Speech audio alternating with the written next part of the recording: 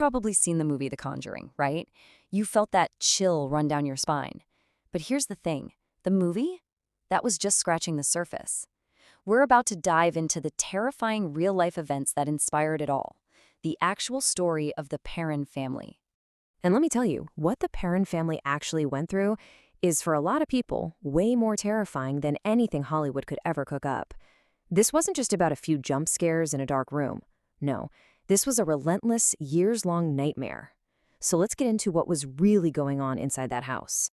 So where does this all begin? Well, it starts with a pretty classic scene. A family just looking for a new, peaceful life. And at the center of it all, the Perron family. I mean, just picture it. A big, old farmhouse out in the quiet Rhode Island countryside. For the Perrons, this was supposed to be the dream. The perfect place to raise their 5 daughters. But that dream, well, it was about to turn into a complete and utter nightmare. And it didn't take long at all for the family to get this feeling that they were not alone. The peace and quiet they were hoping for was just shattered by one strange event after another.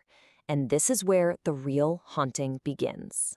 This timeline really shows you how the whole thing just ramped up over time. This wasn't some sudden attack. It started small, with those subtle, strange noises you might try to ignore in an old house. But then it got worse.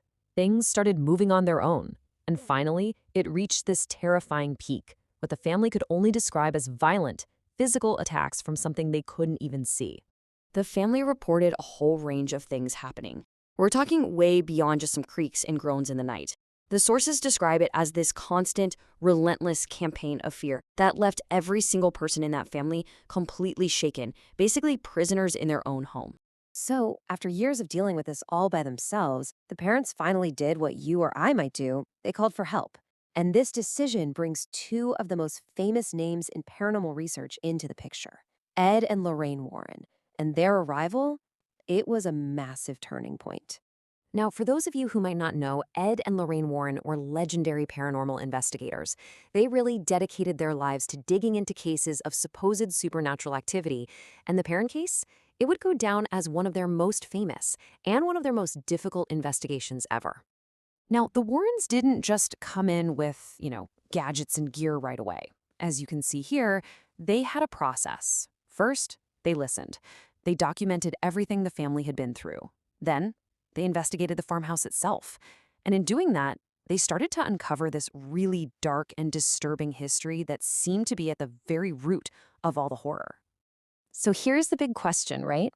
Did the Warrens' investigation work? Did they manage to get rid of whatever was in that house and end the nightmare for the Perron family?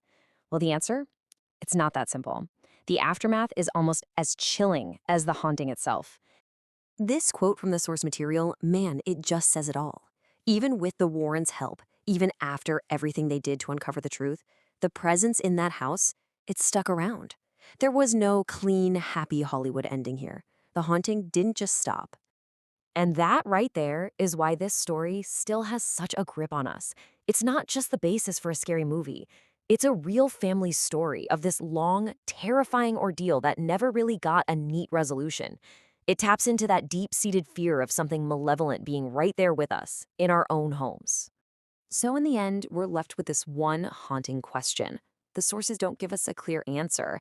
And maybe that's the scariest part of all. Was it some kind of curse on the land itself? Was it the restless souls of people who died there? Or was the thing that was tormenting the Perron family something else entirely? Something much, much darker?